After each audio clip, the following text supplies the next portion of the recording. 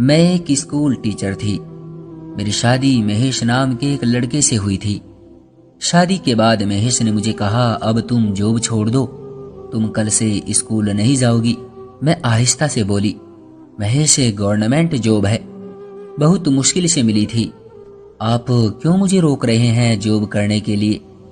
महेश फिर से बोला, मैंने कहा ना कोई नौकरी वोकरी नहीं करनी।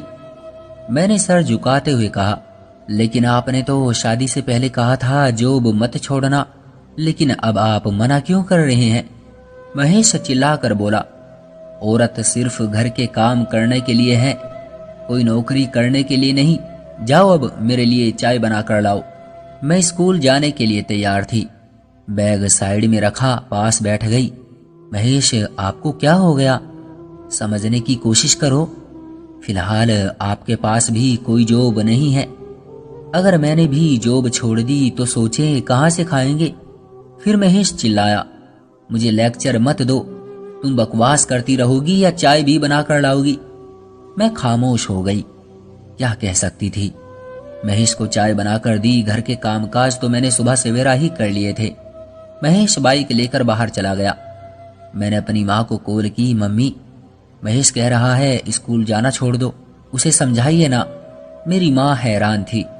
माँ बोली, अच्छा परेशान ना हो, मैं महेश से बात करूंगी। मेरे पापा की मौत हो चुकी थी। दूसरे दिन मेरी माँ घर आई, महेश को समझाने लगी, बेटा क्या हो गया है तुमको, करने देना नौकरी, बेचारी को पढ़ी लिखी है, घर बैठकर क्या करेगी। महेश ने गाली दी और कहा, अगर अब तुमने जॉब के बारे में कोई बात की तो मैं इसी वक्त तुम्हारी बेटी को छोड़कर चला जाऊंगा। समझ आई मेरी बात। मेरी माँ ने चुप होकर मेरी तरफ देखा। मैं सर झुकाए खड़ी थी। माँ ने समझाया, बेटी मजबूरी है, चुप हो जाओ, नौकरी छोड़ दो। महेश को पता नहीं क्या हो गया है, पहले अपने माँ बाप से झगड़ा किया और फिर उनसे अलग हो गया और अब तुम्हारे साथ ये सब कर रहा है। बेटी सब्र कर, ऊपर वाला सब ठीक कर देगा। मेरे पास कोई दूसरा रास्ता भी तो नहीं था। माँ ने मुझे समझाया, औलाद हो जाएगी तो खुद सुधर जाएगा, तुम घर ही रहो। मैंने स्कूल वालों को अपना रिजाइन पेपर भेज दिया। प्रिंसिपल ने कॉल की, ये क्या है, आप हमारे स्कूल की सबसे अच्छी इंग्लिश टीचर हैं, आपकी तनख्वाह भी अच्छी है, ये बेवकूफ़ी ना करो। मैं कांपती आवाज में बोली, मेरा पति नहीं चाहता कि मैं अब जॉब करूं। प्रिंसिपल मैडम ने मुझे बहुत समझाया, लेकिन मैं क्या करती, मजबूर थी। घर बसाना आसान तो नहीं होता ना। मैडम ने कहा, मैं 1 साल की तुम्हारी जॉब छोड़ने का लेटर लिख रही हूँ, शायद कि कल को तुम्हें फिर से इस जॉब की जरूरत पड़े। मेरी जिंदगी के दिन ऐसे ही गुजरने लगे। दूसरी तरफ रवि एक पढ़ा लिखा नौजवान था, बहन भाइयों में सबसे छोटा था, इसलिए बहुत लाडला भी था। LLB करने के बाद वो एक वकील बन चुका था। उसके पिता जमींदार थे, लेकिन फिर ऐसा हुआ कि जिसकी वजह से उसकी पूरी जिंदगी ही बदल गई। रवि गलत सोसाइटी की वजह से नशे का आदी हो चुका था। हाथ में वकालत की डिग्री थी, लेकिन हर वक्त शराब के नशे में वो मदहोश रहता था। बाप और भाइयों ने बहुत समझाया और मारा भी। एक बार तो इतना मारा कि बाजू तोड़ दिया। खून में लथपथ था। माँ चीख चीख कर रो रही थी। रवि शराब में डूबा हुआ था। रवि की भाभी ने कहा, हम रवि के साथ नहीं रह सकते, वो शराबी है, कुछ भी कर सकता है। उसके पिता जमींदार थे, गांव का चौधरी कहलाते थे। एक दिन रवि घर आया तो उस दिन उसने शराब नहीं पी रखी थी। पिता ने उसे पास बैठाया और उसे समझाया, देखो बेटा, तुम्हें प्यार से भी समझा लिया और मारपीट से भी, मगर तू नहीं सुधरा। तेरे पास अब आखिरी मौका है, या तो तू शराब छोड़ दे या हम लोगों को। रवि माँ की तरफ देखने लगा। पापा मैं बेबस हूँ, छोड़ना चाहता हूँ लेकिन नहीं छोड़ पाता। पिता ने प्यार से समझाया, तुम्हें अस्पताल लेकर जाते हैं, वहां तुम्हारा इलाज होगा। रवि को एक अस्पताल में एडमिट किया गया, इस उम्मीद पर कि वो नशा छोड़ देगा, लेकिन जब उसे शराब न मिलती तो उसे अजीब से दौरे पड़ने लगते थे। डॉक्टर भी पूरी कोशिश कर रहे थे। आखिर रवि अस्पताल से भाग निकला, सीधा शराब के अड्डे पर पहुंचा। हालत बहुत खराब थी। शराब बेचने वाला जान पहचान वाला था। शराब की बोतल ली और पीने लगा। जब नशा जिस्म में पहुंच गया तो वो वहीं गिर गया। एक शराबी बोला, हाय नशा कैसे कैसे पहाड़ को राख बना देता है। ये वकील है, और नशे की हालत में गंदगी के ढेर में बेहोश पड़ा है। रवि का कुछ नशा उतरा तो घर आ गया। भाभी को कहने लगा कि मुझे खाना दो। भाभी ने मुंह बनाकर कहा, तुम्हारे मुंह से बहुत बदबू आ रही है, दफा हो जाओ यहां से। रवि गालियां देने लगा। मां ने चुप करवाना चाहा, लेकिन रवि ने भी भाभी को थप्पड़ मार दिया। इतने में उसके पिता घर आ गए। देखा रवि अस्पताल से भागकर घर आ गया है, और वो भी नशे की हालत में, और फिर भाभी पर हाथ उठा रहा है। पिता ने रवि को बालों से पकड़ा और उसका सर दीवार में मारने लगे। सर से खून बहने लगा। उसके पिता बहुत परेशान थे। सभी भाई कहने लगे, पापा आप इसको घर में रख लो या हम अपने बीवी बच्चे लेकर जा रहे हैं। पिता आहिस्ता से बोले, इसको होश में आने दो, मैं कल फैसला करूंगा। माँ बेटे को देख कर रो रही थी। माँ तो आखिर माँ होती है। दूसरे दिन रवि को होश आया तो उसके पिता उसे कहने लगे, रवि आज के बाद तू मेरा बेटा नहीं है और मैं तेरा पिता नहीं। तू मेरे लिए मर चुका है। आज के बाद तुम हमारे कुछ नहीं लगते। मैं अदालत जाकर लिखकर नोट्स अखबार में लगवा दूंगा। अगर दोबारा हमारे घर आए तो अंजाम बुरा होगा। रवि को भूख लगी हुई थी। माँ की तरफ देखने लगा। माँ कुछ कहने लगी तो उसके पिता ने कहा, तुम्हें भी तलाक दे दूंगा अगर तुमने अब बेटे की साइड ली। तुम्हें भी उसी के साथ भेज दूंगा। माँ खामोश हो गई। रवि मुस्कुराया, फिर आंख से एक आंसू छलका। माँ अपने हाथ से एक आखिरी बार रोटी खिला दो, फिर भगवान जाने कभी मुलाकात हो या ना हो। माँ आगे बढ़कर रवि को सीने से लगा लेना चाहती थी, लेकिन खामोश रही। रवि ने भाई भाभी के सामने हाथ जोड़े, पापा की तरफ देखा। जाते हुए आहिस्ता से बोला, माँ सर पर हाथ तो फेर दे। याद है जब मैं स्कूल कॉलेज या यूनिवर्सिटी जाता था, कितनी दुआएं देती थी तू। माँ मैं खुद इस बुराई से जान छुड़वाना चाहता हूँ, मगर क्या करूं, ये शराब है कि मुझे छोड़ती ही नहीं। आज भी मुझे आशीर्वाद दे दे। माँ ने मुंह मोड़ लिया। रवि बोझल कदम लिए अपने घर से अजनबी हो गया था। आखिरी बार घर की तरफ मुड़ कर देखा। भाई ने रवि के घर से निकलते ही दरवाजा बंद कर दिया। न कोई मंजिल थी न कोई रास्ता। अब जिंदगी में सिर्फ अंधेरा ही अंधेरा था। रवि के जाते ही माँ बेहोश होकर गिर गई। अस्पताल ले गए, लेकिन माँ को फॉलिज का अटैक हो गया था। माँ रवि के गम में कुछ दिन ही जी सकी थी। माँ बेटे की जुदाई बर्दाश्त न कर पाई और दुनिया से चल बसी। माँ आखिरी बार रवि को देखना चाहती थी, लेकिन अब वो बहुत दूर जा चुका था। वो शहर छोड़कर चला गया था।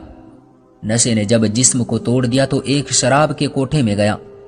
वहां के मालिक से कहा, मुझे आप काम पर रख लो, मैं यहाँ की सफाई कर दिया करूंगा, बदले में मुझे शराब पिला दिया करना।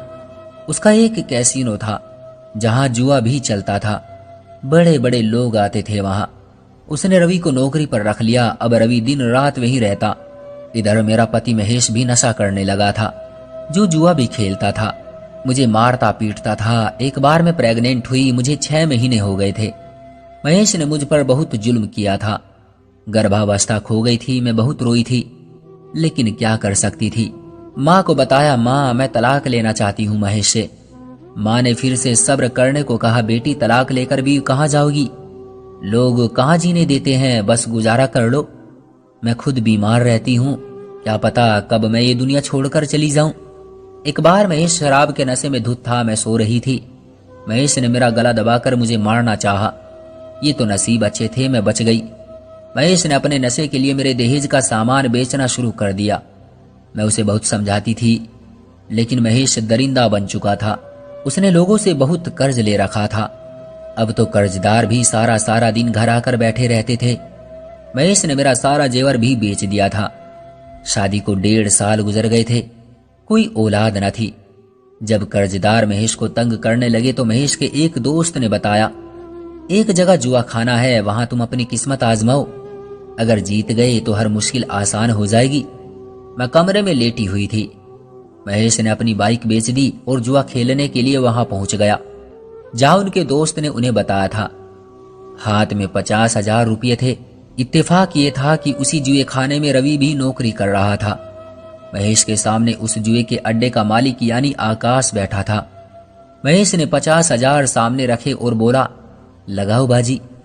अड्डे का मालिक आकाश मुस्कुराया, ओ काका 50,000 बस। फिर महेश ने एक गिलास शराब पी, फिर जुआ शुरू हो गया। महेश पहली बाजी जीत गया। महेश बहुत खुश था। किस्मत अच्छी थी, दूसरी भी जीत गया। 50,000 लेकर आया था, 2 लाख बन गए थे। रवि भी पास बैठा ये सब देख रहा था। वहां सब बड़े बड़े लोग मौजूद थे। फिर 2 से 4 लाख कर लिए। सब लोग बहुत हैरान थे। अच्छी किस्मत है। महेश का दोस्त महेश से बोला, बस कर दे, आजा अब चलते हैं। लेकिन महेश और खेलना चाहता था। 10 लाख जीत चुका था। जब 20 लाख के लिए बाजी लगाई तो बाजी हार गया। जितने पैसे जीते थे सब हार चुका था। महेश पागल हो गया, चिल्लाने लगा। एक दलाल मुस्कुराकर बोला, जा काका, ये शराब की बोतल मेरी तरफ से मुफ्त ले जा। महेश बोला, मुझे खेलना है। सब बोले, अब क्या है तेरे पास? जेब से मोबाइल निकाला, अपनी पत्नी की तस्वीर दिखाई। ये मेरी पत्नी है, इस पर बाजी लगाओ। मैं जीता तो 20 लाख मेरे हो जाएंगे और मैं हार गया तो मेरी पत्नी तुम्हारी। सब हैरान थे, पागल है क्या? और फिर बाजी लगाई तो महेश हार गया। आकाश बोला, अपनी पत्नी से तलाक लेकर मेरे आदमियों के साथ भेज देना। महेश नशे में पागल हो गया था। महेश कोठे के मालिक आकाश से बोला, मुझे 1 बोतल और थोड़ा सा पाउडर दे दो। आकाश ने खुशी में महेश को वो मुफ्त में दे दिया। रवि बहुत हैरान था। पहली बार ये देख रहा था कि कोई अपनी पत्नी पर दांव लगा गया। मैं गहरी नींद सो रही थी। महेश ने मुझे आवाज दी तो मैं जल्दी से उठी। क्या हुआ महेश? महेश ने जब मुझे तलाक के पेपर दिए तो मैं उन्हें देखकर बहुत रोई। मुझे तो ऐसा लगा जैसे मेरे जिस्म में आत्मा ही ना हो। मुझसे जबरदस्ती साइन करा के महेश ने कहा, ले जाओ इसे। मैं चिल्लाने लगी। मुझे कुछ समझ नहीं आ रहा था। आकाश के आदमी ने मुझे पकड़ा और साथ ले गए। मैं फिर जोर जोर से चीखने चिल्लाने लगी। मैं महेश को आवाज देने लगी तो उन्होंने मुझे बंदूक दिखाई और चुप रहने को कहा। महेश शराब के नशे में धुत था। शराब बहुत ज्यादा पी रखी थी। वो लोग मुझे जुए के अड्डे पर ले गए। मैं रो रही थी। मैं नहीं जानती थी मेरे साथ क्या खेल खेला जा चुका है। दूसरी तरफ महेश ने उस दिन जो शराब पी थी वो जहरीली निकली और कुछ ही घंटों में उसकी मौत हो गई थी। अब कोई नहीं जानता था मुझे कौन लोग उठाकर ले गए हैं। सुबह जब महेश के माँ बाप को खबर मिली तो उन्होंने मुझ पर इल्जाम लगा दिया कि मैं महेश का कत्ल करके वहां से भाग गई हूं। आकाश ने मुझे एक कमरे में बंद कर दिया। मैं बहुत रो रही थी। रवि सब कुछ देख रहा था। जब सब बाहर चले गए तो रवि मेरे पास आया। कहने लगा, तुम महेश की पत्नी हो? मैं आहिस्ता से बोली, हाँ। मुझे यहाँ क्यों लेकर आए हो? रवि आहिस्ता से बोला, तुम्हें तुम्हारा पति जुए में हार चुका है। अब मैं नहीं जानता ये लोग क्या करेंगे तुम्हारे साथ। मैं फूट फूट कर रोने लगी। मुझे बचा लो, हे भगवान, मेरी मदद कर। रवि कुछ देर बाद हाथ में खाना लिए हुए आया और मेरे सामने खाना रख दिया। फिर कहने लगा, खाना खा लो। मैं खामोश रही। रवि ने डरते हुए मेरा हाथ पकड़ा। मैंने हाथ छुड़वा लिया। रवि बोला, तुम पढ़ी लिखी लगती हो, फिर ऐसे दरिंदे से शादी क्यों की? मैंने उसे सब कुछ बता दिया। यूं समझ लो हमारी लव मैरिज हुई है। शादी से पहले तो ये कहता था, मैं तुमसे बहुत प्यार करता हूं, तुम्हें बहुत खुश रखूंगा। मैंने अपनी माँ को बताया तो मेरी माँ भी इस रिश्ते के लिए मान गई। मेरे पापा इस दुनिया से बहुत पहले जा चुके थे, लेकिन फिर बाद में पता चला वो शराबी है। रवि मुस्कुरा कर बोला, कितना पागल है महेश। ऊपर वाले ने इतनी खूबसूरत, इतनी प्यारी, समझदार, पढ़ी लिखी हमसफर दी थी, लेकिन वो तुम्हारी कदर ना कर सका। रवि बोला, अगर इन लोगों ने तुम्हारे साथ कुछ बुरा किया तो मैं रोने लगी। मुझे बचा लो यहाँ से, तुम्हें ऊपर वाले का वास्ता देती हूँ। रवि खामोश हो गया। आकाश रवि से कहने लगा, लड़की का ध्यान रखना, शाम को ये यहाँ से चली जाएगी। रवि अकेला बैठा शराब पी रहा था। फिर मेरे पास आया, बोला, मुझे जानती हो कौन हूं? मैं डर रही थी। वो बोला, मैं एक वकील हूं। नशे ने मुझे बर्बाद कर दिया, मुझे मेरी माँ से जुदा कर दिया। मेरे पापा ने मुझे ये कहकर घर से निकाल दिया था कि तुम हमारे लिए मर गए हो। आज 4 साल हो गए हैं, मैंने अपनी माँ को नहीं देखा। थक गया हूं, मर जाना चाहता हूं। मैंने खुद ही खुद को बर्बाद कर डाला। मैं शराब छोड़ना चाहता हूं, वापस घर जाना चाहता हूं, मगर इस जहर से लड़ने की हिम्मत मुझ में नहीं है। सोच रहा हूं आज जब आपको ये लोग ले जाएंगे फिर मैं भी खुदकुशी कर लूंगा। बस अब नहीं जीना चाहता मैं तड़प गई। कितना खूबसूरत नौजवान है, पढ़ा लिखा, कैसे खुद को बर्बाद कर सकता है। मैं उठकर रवि के पास आई। वो बैठा रो रहा था। उसके आंसू थे कि रुक ही नहीं रहे थे। मैंने उसके हाथ से शराब का गिलास पकड़ा, प्यार से बोली, हम दोनों एक ही मंजिल के मुसाफिर हैं, चलो दोनों खुदकुशी कर लेते हैं। मैं तवायफ नहीं बनना चाहती। मैं रवि की तरफ देखकर बोली, मैं बहुत अच्छी जिंदगी जीना चाहती थी, लेकिन मुझे नर्क में फेंक दिया गया। ये सब बातें आकाश सुन रहा था। उसके दिल में न जाने कैसे रहम आ गया। जब रवि का नशा उतरा तो आकाश ने उसे अपने पास बुलाया। आकाश आहिस्ता से बोला, तुम दोनों जिंदगी से हारे हुए हो। अगर जिंदगी दोबारा मौका दे तो क्या तुम जीना चाहोगे? रवि खामोश था। आकाश बोला, मेरी भी 2 बेटियां हैं। लोग समझते हैं मैं दलाल हूं, लेकिन ये सच नहीं है। मेरे सीने में भी दिल है। देखो रवि, अब वक्त आ गया है कुछ करने का, अब खुद को संभालने का। जाओ अपने साथ इस लड़की को भी जिंदगी के हसीन पल दे दो। ऊपर वाले से मदद मांगो, तुम नशे से जान छुड़वा लो। यही बातें हो रही थी कि पुलिस का छापा पड़ गया। पुलिस मुझे, रवि और आकाश को भी गिरफ्तार करके ले गई। खैर, आकाश के भी काफी बड़े बड़े लोगों के साथ संबंध थे। वो तो कुछ घंटों में ही वापस आ गया और कुछ ही दिनों में ये भी साबित कर दिया कि महेश को मैंने कत्ल नहीं किया, बल्कि वो खुद ज्यादा शराब पीने की वजह से मरा था। मुझे और रवि को भी रिहा करवा लिया। मेरी माँ भी चल बसी थी। अब मैं अकेली रह गई। मुझे खरीदने भी बहुत से लोग आए थे, मगर आकाश सबको वहां से भगा देता था। फिर एक दिन आकाश रवि से कहने लगा, बेहतर यही है कि तुम इससे शादी कर लो। तुम वकील हो और वो लड़की भी पढ़ी लिखी है, स्वर्ग जैसी जिंदगी गुजारोगे। रवि की आंखों में आंसू थे। मेरी तरफ देख रहा था जो जिंदगी हार चुकी थी। रवि भी धक्के खाकर समझ चुका था, माँ बाप और बहन भाई के बगैर जिंदगी बहुत अधूरी है। अब उसने खुद से वादा किया कि वो अब कभी भी शराब को हाथ नहीं लगाएगा। कुछ दिनों बाद हम दोनों ने शादी कर ली। रवि मुझे लेकर अपने गांव चला गया। अपने घर से कुछ दूरी पर ही उसने एक घर किराए पर ले लिया और वो फिर से कचहरी जाने लगा। कुछ दिनों में ही उसे वहां कुछ केस मिल गए। नई जिंदगी शुरू हो चुकी थी। मेरे कहने पर एक दिन रवि मुझे अपने घर ले गए। सब भाइयों से और पापा के पांव पकड़कर माफी मांगी। मां तो इस दुनिया से जा चुकी थी। सब बहुत रोए और उन्हें माफ कर दिया। आज इस बात को 10 साल गुजर चुके हैं। रवि ने कभी शराब को हाथ भी नहीं लगाया। ऊपर वाले ने मुझे सब कुछ दिया है। 2 बेटे और 2 बेटियां हैं। आज रवि एक जज बन गए हैं। मैं सिर्फ इतना कहना चाहूंगी, अगर कोई शख्स नशा करने वाला या शराबी है तो भगवान के लिए खुद को संभाल लो। अपनी जिंदगी बर्बाद ना करो। यकीन करो, मुश्किल जरूर है पर नामुमकिन नहीं। तो दोस्तों, ये थी हमारी आज की कहानी। उम्मीद करते हैं आपको आज की ये कहानी भी पसंद आई होगी। आपका क्या कहना है इस कहानी के बारे में? कमेंट करके हमें जरूर बताएं। वीडियो को लाइक करके चैनल को सब्सक्राइब कर लीजिए। साथ में घंटी को दबाकर ऑल पर सेट कर लीजिए ताकि आने वाली वीडियो का नोटिफिकेशन आपको तुरंत मिले। मैं मिलता हूं आपसे अगली वीडियो में।